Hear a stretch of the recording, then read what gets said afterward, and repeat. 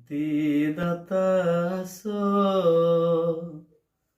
ଦୁର୍ଭାଗ୍ୟରୁ ରକ୍ଷା କର, ତ୍ରାଣକର୍ତ୍ତା ଆସ,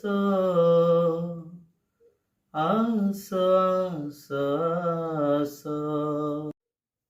ପିତା ଓ ପୁତ୍ର ଏବଂ ପବିତ୍ର ଆତ୍ମାଙ୍କ ନାମରେ ଆମେନ୍।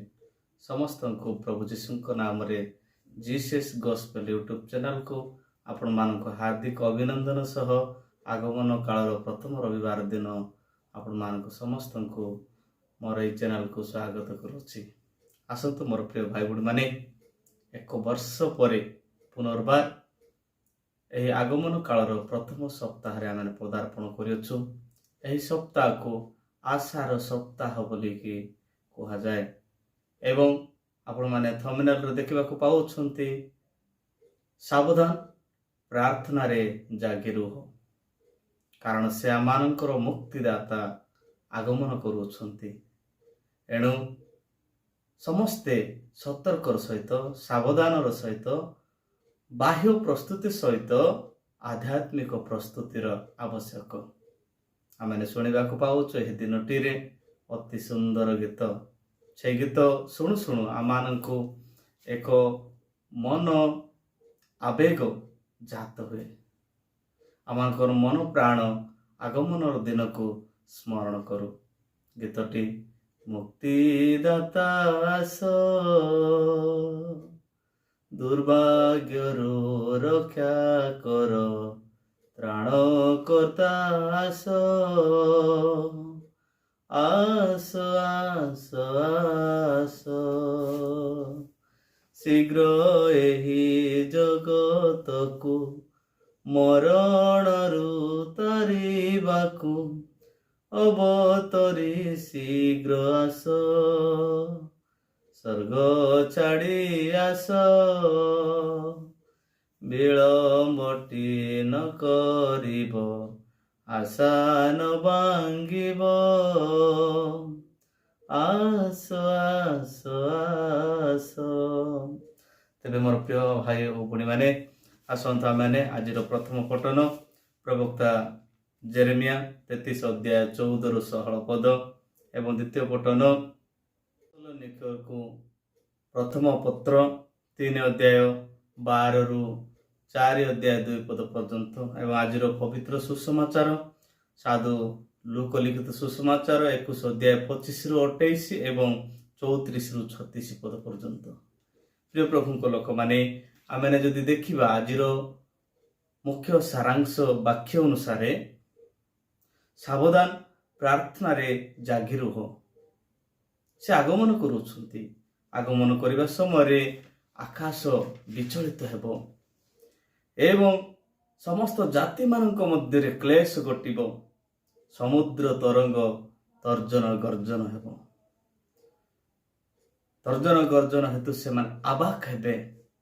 ଲୋକମାନେ ସମସ୍ତେ ସେହି ସମସ୍ତ ଘଟଣା ଗୁଡ଼ିକ ଦେଖି ମୂର୍ଚ୍ଛିତ ହେବେ ଏବଂ ସେହି ସମୟ କି ଦିନ ଆମେମାନେ କେହି ମଧ୍ୟ ଜାଣିନାହୁଁ, କେବଳ ପିତା ଜାଣିଅଛନ୍ତି। ସାବଧାନ, ଆମେ ସମସ୍ତେ ପ୍ରାର୍ଥନାରେ ଜାଗି ରହିବା। ପ୍ରିୟ ପ୍ରଭୁଙ୍କ ଲୋକମାନେ, ଏହି ଦିନଟିରେ ଆମେ ସମସ୍ତେ ଈଶ୍ୱରଙ୍କର ସେହି ପ୍ରଭୁଙ୍କୁ ସାକ୍ଷାତ କରିବା ପାଇଁ ଆମେ ଏହିଭଳି ପ୍ରସ୍ତୁତ ହେବାର ଅଛି। ଆଜିର ସୁସମାଚାରର 36 ପଦ, ଯାହା ମୁଁ ଆପଣମାନଙ୍କୁ ପଢ଼ି ଶୁଣାଇବି। ତୁମେମାନେ ଯେପରି ଏହି ସମସ୍ତ ଆଗାମୀ ଘଟଣାରୁ ରକ୍ଷା ପାଇବାକୁ ଓ ମନୁଷ୍ୟ ପୁତ୍ରଙ୍କ ସମ୍ମୁଖରେ ଠିଆ ହେବାକୁ ସମର୍ଥ ହୁଅ, ଏଥି ନିମନ୍ତେ ସର୍ବଦା ପ୍ରାର୍ଥନା କରି ଜାଗି ରୁହ। ହାଲେଲୁୟା, ପ୍ରେଜ୍ ଦ ଲର୍ଡ। ପ୍ରିୟ ପ୍ରଭୁଙ୍କ ଲୋକମାନେ, ଆମେ ଠିକ୍ ସେହିଭଳି ସେ ଆଗାମୀ ଘଟଣା ଗୁଡ଼ିକ ସାକ୍ଷାତ କରିବା ସମୟରେ ଜାଗ୍ରତର ସହିତ ପ୍ରାର୍ଥନାର ସହିତ ରହିବାକୁ ପଡ଼ିବ। ଆମମାନଙ୍କୁ ପ୍ରଥମ ପଠନ ଏହିଭଳି ଏକ ସାକ୍ଷ୍ୟ ଦିଏ ଏବଂ ଆମମାନଙ୍କୁ ଶିକ୍ଷା ଦିଏ ଯେ ଜେରେମିୟା 33 ଅଧ୍ୟାୟ 14-15 ପଦରେ ଆମେ ଦେଖିବାକୁ ପାଇବ। ଦେଖ, ଆମ୍ଭେ ଇସ୍ରାଏଲ ବଂଶ ଓ ଜିହୁଦା ବଂଶ ସମ୍ବନ୍ଧୀୟ ଯେଉଁ ମଙ୍ଗଳ ବାକ୍ୟ କହିଅଛୁ, ଆମ୍ଭର ତାହା ସଫଳ କରିବାକୁ ସମୟ ଆସୁଅଛି। କାରଣ ପ୍ରଭୁ ଯୀଶୁଙ୍କର ଆଗମନ ବିଷୟ ନେଇକି ସାଧୁ ପ୍ରବକ୍ତା ଜେରେମିୟ କହନ୍ତି ଯେ ପ୍ରତିଜ୍ଞାର ଏକ ବାକ୍ୟ, କାରଣ ତାହା ସଫଳ କରିବା ପାଇଁ ସେ ଯାଉଅଛନ୍ତି। ଏଣୁ କରିକି ସେ ସମୟ ଆସିଅଛି ବୋଲିକି ଆମମାନଙ୍କୁ ସେ ସତର୍କ କରାନ୍ତି। ତେବେ ଆମେ କିପରି ହେବାର ଅଛି? ଆମେ ଜାଗ୍ରତ ରହିବାର ଅଛି। ଆଉ ସେ କହନ୍ତି 15 ପଦରେ, ଦାଉଦଙ୍କ ବଂଶର ଧର୍ମ ରୂପ ଏକ ଶାଖା ଉତ୍ପନ୍ନ କରାଇବା। ସେ ଦେଶରେ ନ୍ୟାୟ ବିଚାର ଓ ଧର୍ମ ପ୍ରଚଳିତ କରିବେ। ଦାଉଦଙ୍କ ବଂଶରୁ ଗୋଟେ ଧର୍ମ ରୂପ ଶାଖା ଉତ୍ପନ୍ନ କରିବେ ଏବଂ ନ୍ୟାୟ ବିଚାର ଏବଂ ଧର୍ମ ପ୍ରଚଳିତ କରିବେ, ପ୍ରଚାର କରିବେ। ଏହିଭଳି ପ୍ରଭୁ ଆମମାନଙ୍କୁ ଆହ୍ୱାନ କରୁଅଛନ୍ତି। ଯଦି ଦ୍ୱିତୀୟ ପଠନରେ ଯଦି ଆମେ ଦେଖିବାକୁ ପାଇବା, ପରସ୍ପର ଈଶ୍ୱରଙ୍କର ପ୍ରେମ ପାଇଅଛ, ଠିକ୍ ସେହି ପ୍ରେମକୁ ସବୁବେଳେ ପାଇଁ ବଜାୟ ରଖିବା, ସେଥିପାଇଁ ସାଧୁ ପାଉଲ ଆମମାନଙ୍କୁ ଆହ୍ୱାନ କରନ୍ତି। ପ୍ରଭୁଙ୍କ ଲୋକମାନେ, ଏପରି ଆମେ ସତର୍କ ରହିବା, ପ୍ରାର୍ଥନା କରିବା ଏବଂ ସେ ମୁକ୍ତିଦାତାଙ୍କର ଆଗମନକୁ ସମସ୍ତେ ବାହ୍ୟ ପ୍ରସ୍ତୁତି ସହିତ ଆମମାନଙ୍କର ଆଧ୍ୟାତ୍ମିକ ପ୍ରସ୍ତୁତି ରହିବାକୁ ଦରକାର। ଆଧ୍ୟାତ୍ମିକ ପ୍ରସ୍ତୁତି କ'ଣ?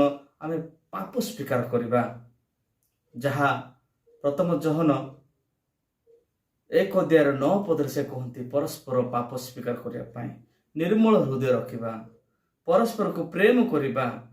ଏବଂ ଆମମାନଙ୍କର ବାହ୍ୟ ପ୍ରସ୍ତୁତି ଗୁଡ଼ିକ ଆପଣମାନଙ୍କୁ କହିବି, ତାରା, କ୍ୟାଣ୍ଡେଲ, ଦାନ ଧର୍ମ, ଖାଦ୍ୟ ବସ୍ତ୍ର ଏବଂ ଅର୍ଥ ଦାନ ହେଉ କି ସମୟ ଦାନ ହେଉ, ସେବା କରିବାର ଏହି ସମୟ ଅଟେ।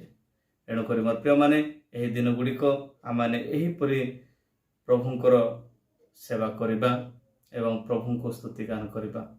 ପ୍ରଭୁ ଆପଣ ବାକ୍ୟ ଦେଇ ଆମ ସମସ୍ତଙ୍କୁ ଆଶୀର୍ବାଦ କରନ୍ତୁ। ପିତା ଓ ପୁତ୍ର ଏବଂ ପବିତ୍ର ଆତ୍ମାଙ୍କ ନାମରେ ଆମେନ୍। ସମସ୍ତଙ୍କୁ ପ୍ରଭୁ ଯୀଶୁଙ୍କ ନାମରେ ଜୟ ଯୀଶୁ।